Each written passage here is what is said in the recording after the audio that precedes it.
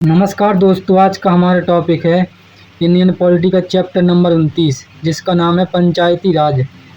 तो आज हम पंचायती राज के संपूर्ण नोट्स जानेंगे, जो कि सभी विभिन्न एग्जामों में पूछे जाते हैं, जैसे कि UPSC, SSC, railway, NTPC, UP police, लेखपाल, सीटेट और टेट में पूछे जाते हैं। तो पंचायती राज का मतलब होता है ग्रामीण प्रशासन।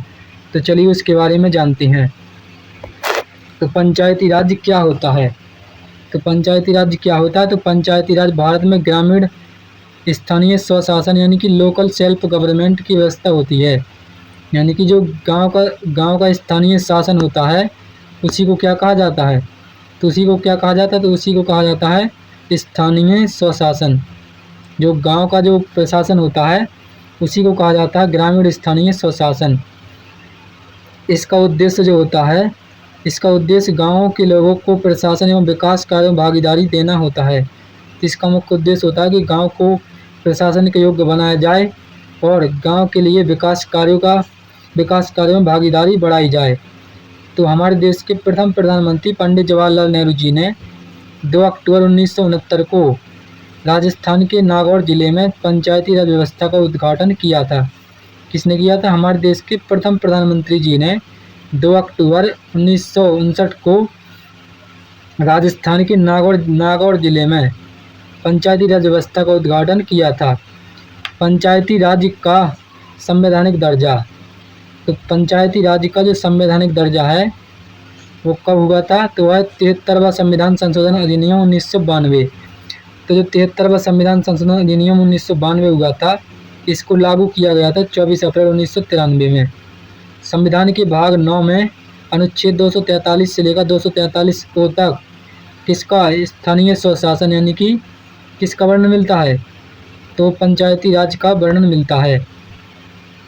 11वीं अनुसूची में इसको जोड़ा गया था। 29 विषयों को पंचायत को सौंपे गए थे, यानी कि 29 विषयों पर पंचायत राज काम करेगी। 24 अप्रैल को प्रतिवर्ष राष्ट्रीय पंचायती राज दिवस मनाया जाता है। कौन सा मनाया जाता है? राष्ट्रीय पंचायती राज दिवस 24 अप्रैल को मनाया जाता है। पंचायतों की आवश्यकता क्या होती है? लोकतंत्र को जमीनी स्तर तक पहुंचाना, यानी कि जो हमारा लोकतंत्र है उसको जमीनी स्तर तक पहुंचाना।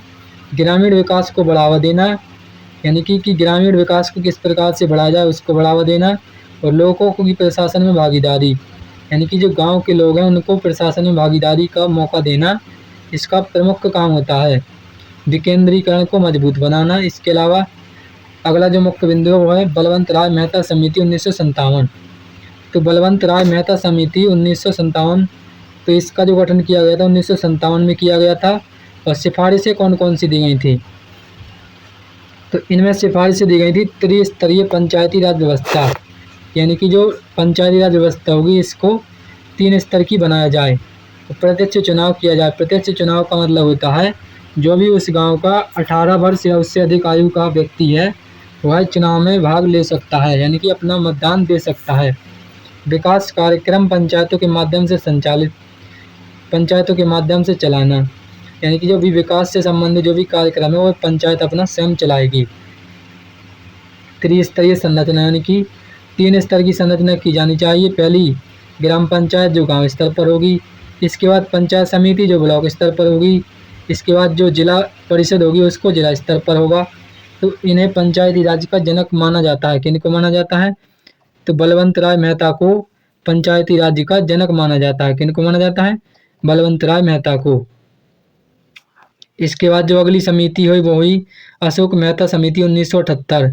तो अशोक मेहता समिति 1978 में क्या कहा गया? तो इसमें कहा गया कि इसकी जो मुख्य सिफारिशें थी वो 2 स्तरीय व्यवस्था होनी चाहिए। जिला परिषद को मुख्य इकाई बनाओ, यानी कि जो डिस्ट्रिक्ट है उसको मुख्य इकाई बनाना चाहिए, ऐसा इसमें कहा गया। अशोक मेहता समिति की ये सिफारिशें थी। और राजनीतिक दलों की भागीदारी होनी चाहिए और नियमित चुनाव भी होनी चाहिए, ऐसा अशोक मेहता समिति 1978 ने सिफारिश की। इसके बाद अगली जो समिति हुई वो हुई जेवी के राव समिति 1985।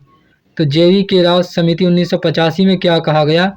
तो इसमें कहा गया कि ग्रामीण विकास में पंचायतों की भूमिका बढ़ाने की सिफारिश, यानी कि जो ग्रामीण विकास होगा यह तभी होएगा जब उनका पंचायती भूमिका बढ़ाने में सिफारिश की जाएगी।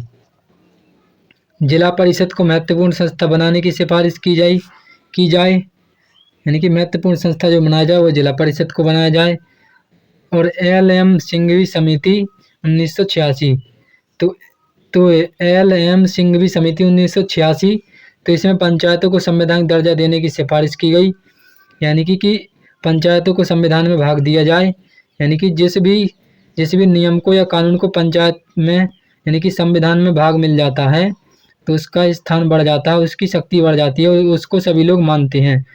ग्राम सभा को लोकतंत्र की आधारशिला बताया जाए। इसके अलावा पंचायती राज की त्रिस्तरीय व्यवस्था किस प्रकार पर रखी जाए, तो ग्राम स्तर जो होगा यानी कि उसको ग्राम पंचायत कहा जाता है, तो यह सबसे निचली इकाई होगी और गांव के विकास का कार्य का संचालन ग्राम पंचायत करेगी। इसके बाद इनको मतलब कि जो वहाँ के मुखिया हो गए गांव के, उनको सरपंच या प्रधान कहा जाता है। और ब्लॉक स्तर पर ग्राम पंचायतों की भी समन्वय यानी कि ग्राम पंचायतों की भी समन्वय अनुशासन बनाए रखें और विकास योजनाओं का भी क्रियान्वयन किसके द्वारा किया जाए, ब्लॉक स्तर पर पंचायत समिति के द्वारा किया जाए। अगला जो है वो जिला स्तर, तो जिला स्तर का मतलब होता है जिला परिषद, तो सर्वोच्च ग्रामीण स्थानीय निकाय होता है, वो होता है जिले की विकास योजनाओं का संचालन करना। अगला जो मुख्य बिंदु है वो ग्राम सभा, तो ग्राम सभा में क्या कहा गया है कि ग्राम सभा क्या है, तो गांव के सभी पंजीकृत मतदाताओं का जो समूह होता है, यानी कि जो गांव के मतदाता सूची में जुड़े होते हैं 18 या 18 वर्ष के लोग, उन्हीं को क्या कहा जाता है, तो उन्हीं के द्वारा ग्राम सभा का निर्माण होता है। इनका महत्व क्या होता है, तो पंचायती राज की आधारभूत संस्था होती हैं। क्या होती हैं, पंचायती राज व्यवस्था की आधारभूत संस्था होती हैं। पंचायत के कार्यों की निगरानी करता है, इसके अलावा योजनाओं का अनुमोदन करता है। पंचायतों का कार्यकाल, तो पंचायतों का कार्यकाल 5 वर्ष होता है। अगर समय से पहले इसे भंग कर दिया जाता है, जैसे कि 5 वर्ष है इसका कार्यकाल और अगर ढाई साल में इसको भंग कर दिया जाता है तो 6 माह के भीतर चुनाव करवाना अति आवश्यक होता है। पंचायत चुनाव, तो पंचायत चुनाव कौन करवाता है, तो पंचायत चुनाव जो होता है राज्य निर्वाचन आयोग करवाता है और राज्य निर्वाचन आयोग का जो वर्णन मिलता है अनुच्छेद 243 के में मिलता है। किसमें मिलता है, 243 के में इसका वर्णन मिलता है। पंचायतों का वित्त, तो पंचायतों का वित्त क्या होता है, तो राज्य वित्त आयोग जो होता है वह पंचायतों को वित्त देता है, यानी कि उनको धन से संबंधित क्या देता है, उनको धन से संबंधित योजनाएं देता है। प्रत्येक 5 वर्ष में गठित, यानी कि प्रत्येक 5 वर्ष में इनका गठन किया जाता है, यानी कि जो राज्य वित्त आयोग होता है उसका गठन प्रत्येक 5 वर्ष में किया जाता है। पंचायतों की वित्तीय स्थिति की जो समीक्षा की जाती है कि मतलब किस पंचायत को कितना धन देना है 5 वर्ष में, इसकी जो समीक्षा की जाती है अनुच्छेद 243 आई के तहत दी जाती है। किसके तहत, अनुच्छेद 243 आई के तहत यह समीक्षा की जाती है।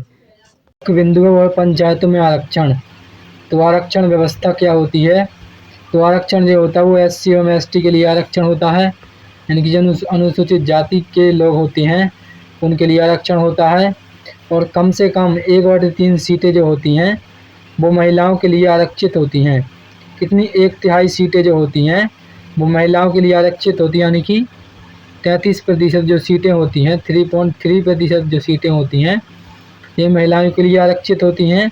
और कई राज्यों में जो होता है यह होता है 50%, यानी कि 50% जो आरक्षण होता है यह महिलाओं के लिए होता है। किसके लिए होता है, महिलाओं के लिए होता है।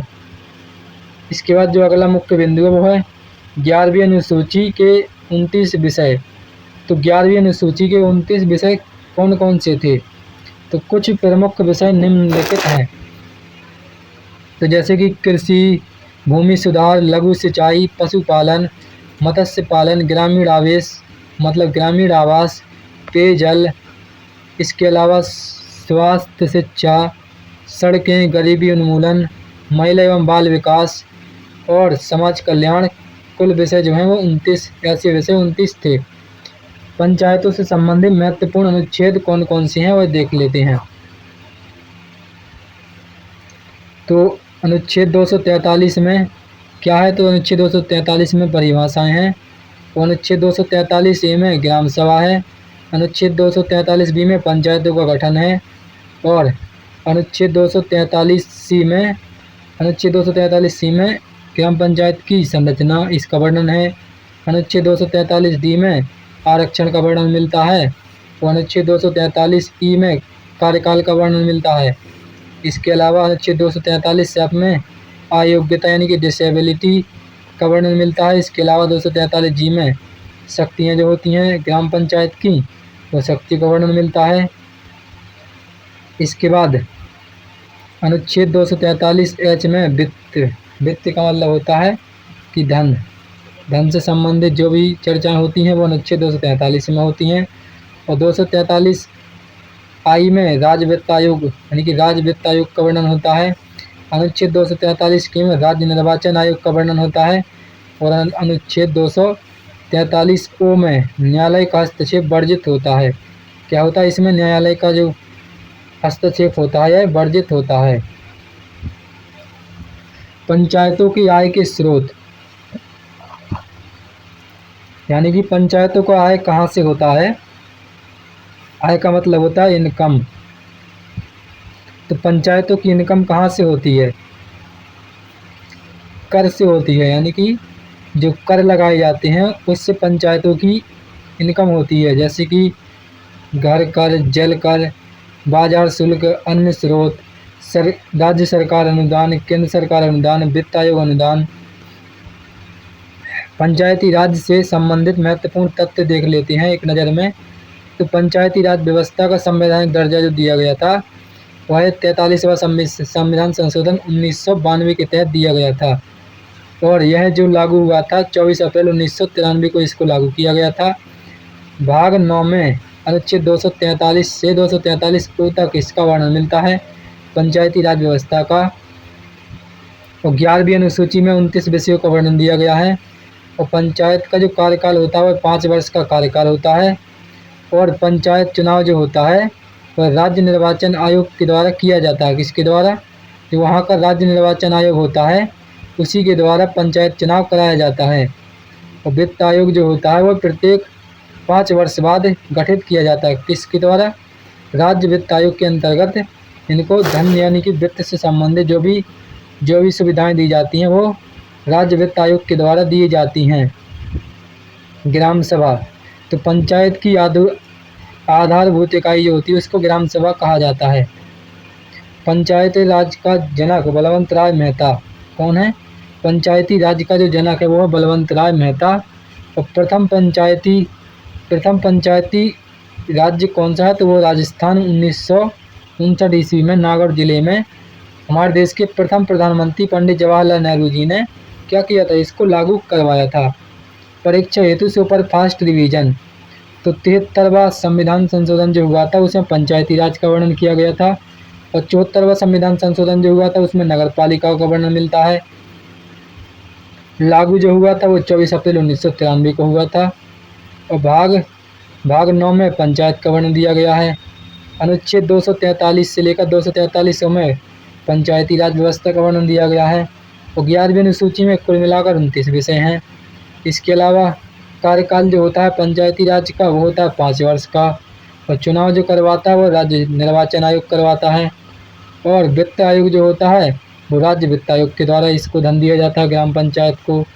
तो जनक है बलवंत राय मेहता इसके जनक हैं। और प्रथम राज्य है जहाँ पर पंचायती राज की शुरुआत की गई थी वो है राजस्थान।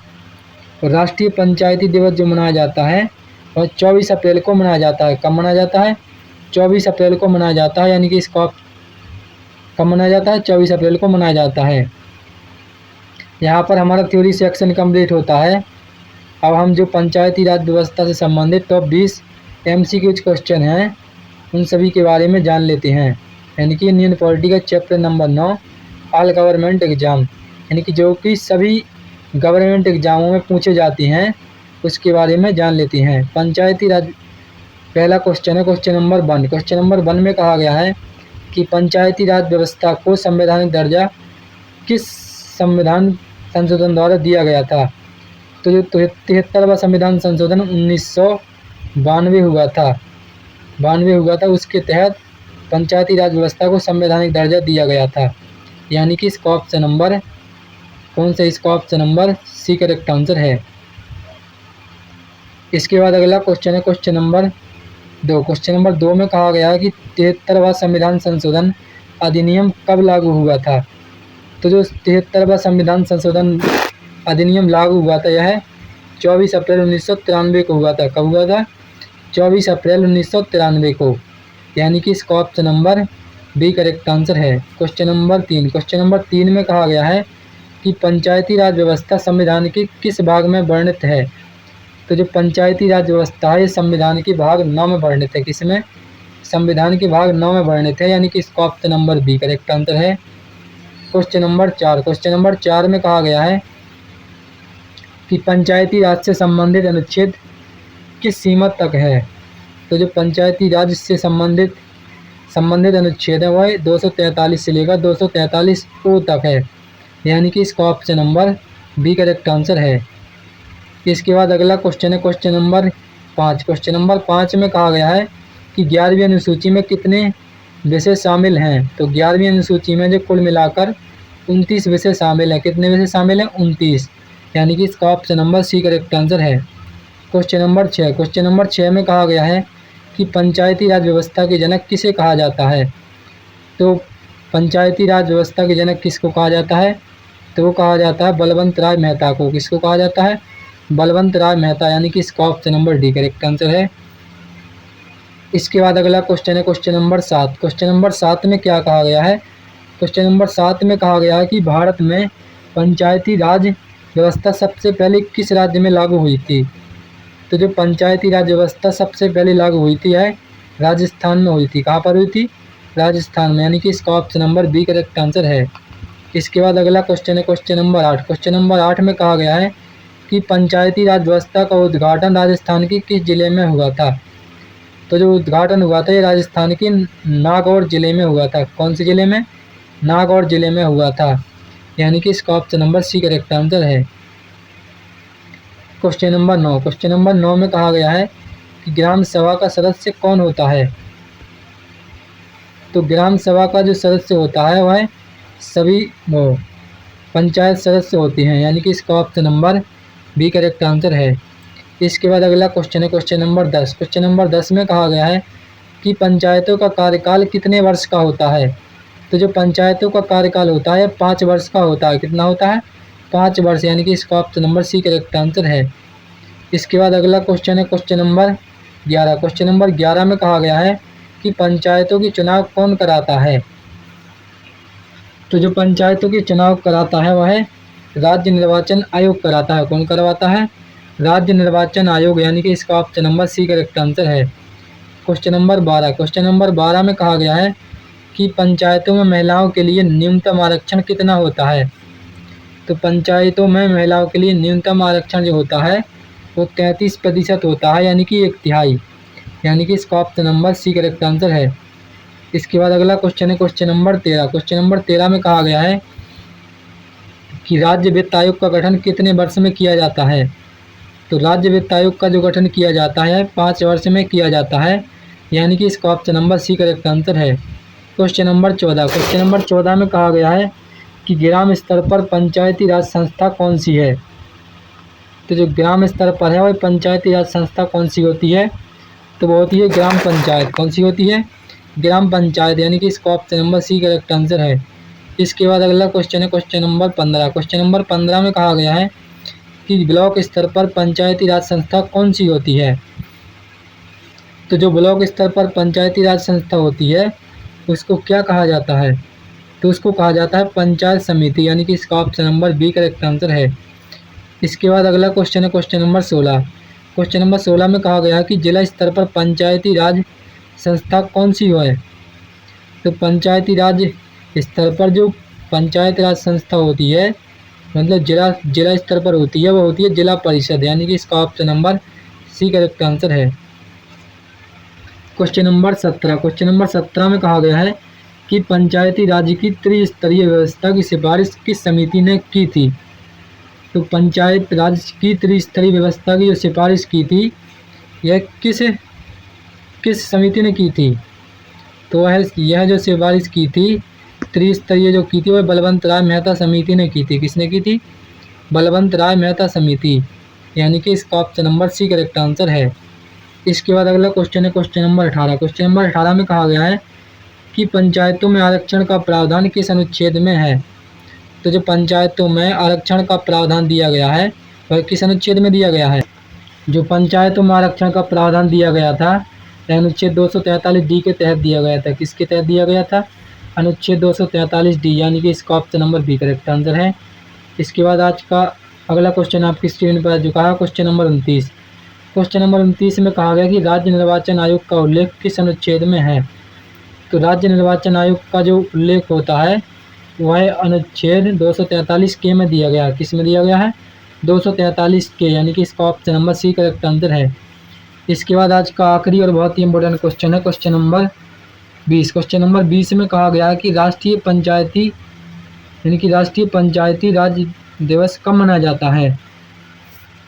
तो राष्ट्रीय पंचायती राज दिवस जो मनाया जाता है ये 24 अप्रैल को मनाया जाता है, यानी कि इसका option number D correct answer है।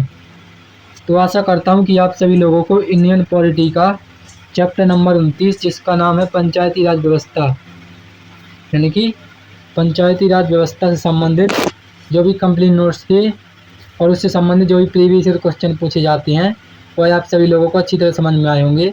इसी प्रकार की बेस्ट एजुकेशनल वीडियो के लिए हमारे चैनल को सब्सक्राइब करें और अगर वीडियो पसंद आया हो तो वीडियो को लाइक शेयर कमेंट करें। तब तक के लिए धन्यवाद। मिलते हैं नेक्स्ट वीडियो में।